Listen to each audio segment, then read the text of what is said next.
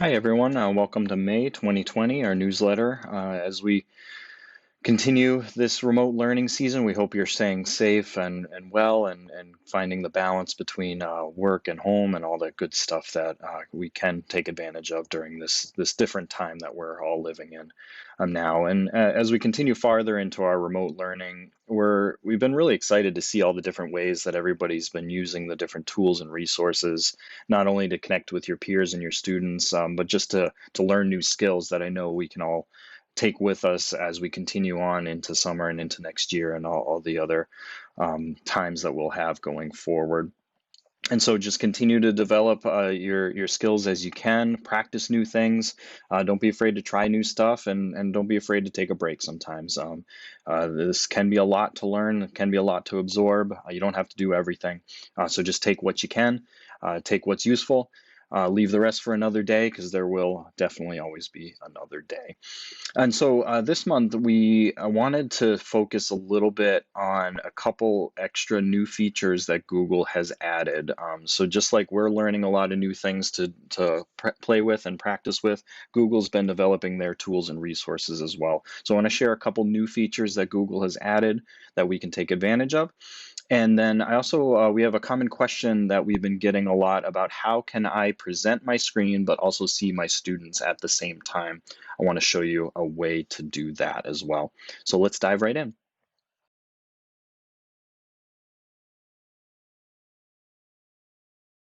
So the first thing I want to share with you here is a new grid layout that you have in Google Meet.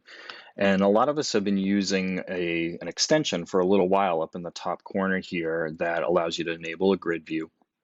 And it spells out all the different visitors you have or participants in the meeting in a nice grid. But some of you might have noticed that sometimes you have some performance lag with that.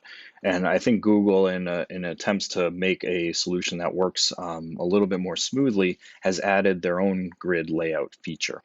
They actually call it tiled layout. So if you go to your triple dots in the corner while you're in a meet, you can go to change layout, and you have this option to choose this tiled view. And just by simply clicking on that, it will present a tile view of up to 16 participants. And then you're pretty much all set to go from there. And so hopefully that'll provide a little bit better video performance for you for the meetings that will accommodate that many viewers.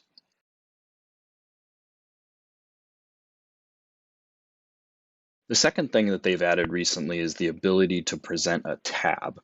Until recently, if you've tried to share a YouTube video or a multimedia website that has audio or something on it, over the Meet, you probably noticed it didn't really work very well. There's a really noticeable lack of quality in that audio as you're trying to stream that over a meeting. And so what Google has added to try to remedy that is the ability to present a tab. And so while you're in a Meet and you go to your presentation options, you have an option to present a Chrome tab. And what this does is it's just like presenting your screen with the other options above, but what it does is it has some behind the scenes ability to produce that video or audio much cleaner to your audience. And so if I choose present a Chrome tab, it's going to ask me all the different tabs I have open. I have one open here just with the YouTube video. You notice there's a checkbox to share the audio as well, and then I would just hit share.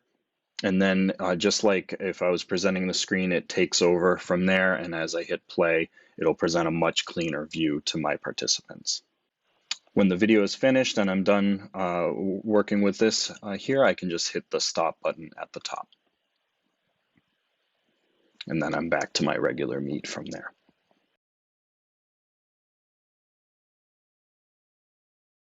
The third thing I want to talk about today is Google Sites. And Google Sites is one of what I'll probably call the more underutilized tools that we have in the Google platform. It provides a really nice landing spot for a lot of different shared types of content.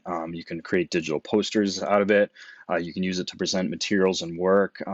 It's just a great tool to use for collaboration because, let's face it, sometimes a shared folder just doesn't cut it.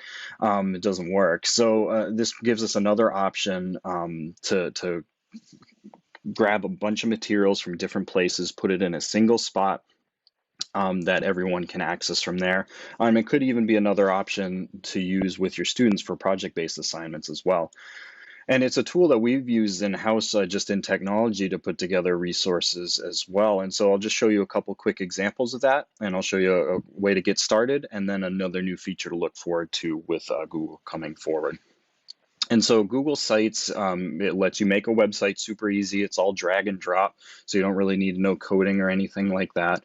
We've actually built our iSchool website off of Google Sites. And so this resource that we put together that gives you the links to training, talks about our philosophy and the different topic outlines that we have, and also that distance learning page that so many of you have been using as a resource. It gives us a quick, easy way to throw this content in one spot.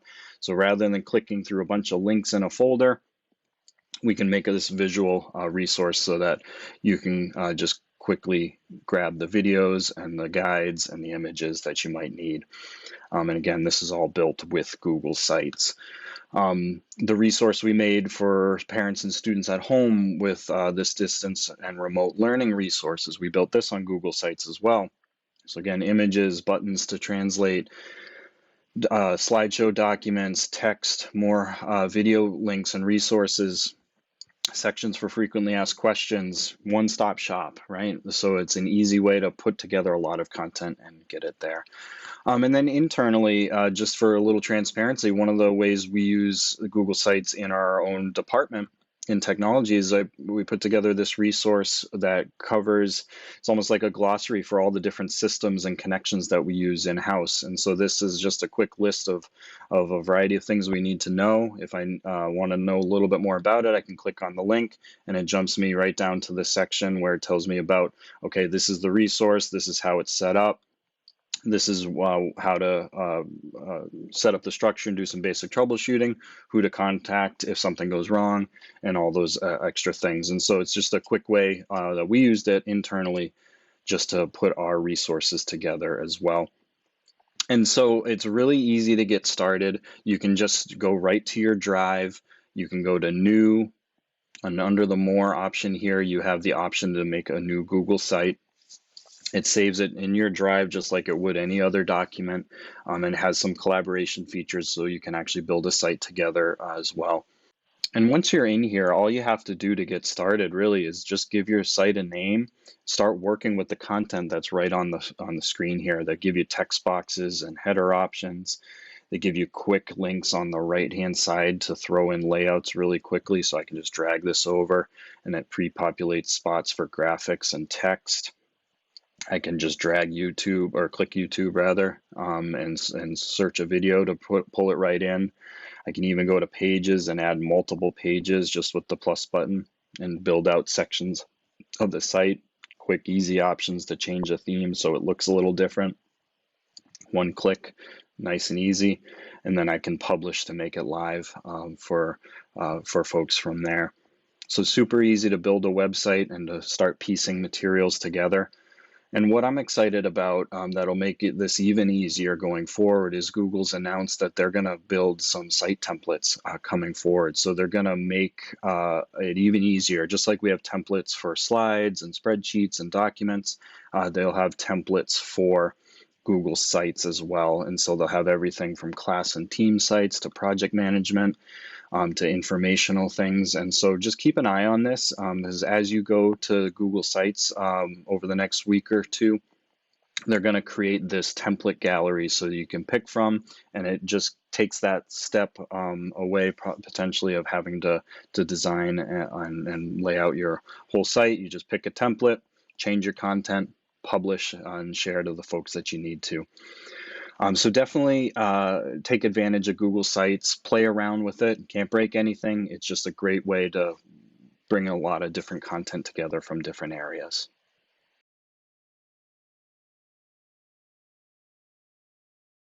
And the final thing I wanted to talk about today is that question about how can I present my screen in a Google Meet, but also see my students at the same time. A lot of us take advantage of this present now and give the opportunity to share websites and other resources as a common visual when we're in a Meet. But one of the challenges you've probably found with it is that you can't necessarily see your class while you're doing that. And so there is a way to do that, and I'm going to just walk you through the steps so you can get the concept. And it might be something you have to kind of practice a little bit, so there's some window management and some potential muscle memory in there, but it is a possibility, and hopefully this will be a helpful resource for you. So the first thing I would recommend is you actually just want to set up your tabs, and this is a good practice in Meet just in general, is have all the different resources that you're going to want to work with open in tabs so that you don't have to find things later on. So if you're going to share a website, have that open here. If you're going to do something in your Google Drive, have that document open already. Maybe you don't go ahead and open up your classroom so you have that available to you right away. So have the tabs open that you're going to want to work with first before you even get into a meeting. The second thing that you're going to want to do is to get out of full screen. And so I'm on a Mac right now, so that option is on my left-hand side. If you're on a Chromebook or a Windows machine, that would be on the right-hand side. And you just want to shrink that window so that it's not taking the full screen. Because what you're going to want to be able to do is to move the window around or to resize it to a different size. So by giving yourself the ability to shrink the window, it gives you the ability to see more than one thing side by side. And that's really the goal here, is that I've set up my tabs. I have the ability to shrink this window a little bit. And what I'm going to do now is I'm going to drag this Meet tab off onto its own. And so I'm just going to click and drag this tab. And what you're going to see is it kind of isolates itself now. So now I have two different windows. I have a window that has all my tabs that I would want to share resources for, and I have a window that's just my meeting separately. And now what I can do is I can shrink both of these and just give myself a little bit of a view. It's almost like having two different computer screens here, where I have one screen for my resources, one screen for the Meet. And so now I can go to present now on the Meet. I can present a window. I don't want to present my entire screen because I don't want everybody to see everything here. I just want them to see my resources. So I'm going to present a window, and then it's going to ask me, which window do I want to present? Do I want to present the meeting window or the resource window? And so I want to choose the resource window to share with my viewers. And so now I've done that. I'm presenting my screen. And so anything I do on this resource tab, it is being presented in that meeting. But now on the right here, I can maybe take advantage of that tiled layout we talked about right here. And so I can, on this screen, see all my students still, where on this screen on the left, I have the ability to share those resources. So takes a little bit of setup to get to this point, but I have my Meet isolated that I can change my view and just see the class as they're interacting. And then I have my resource page on this side, so we can bounce back and forth that way.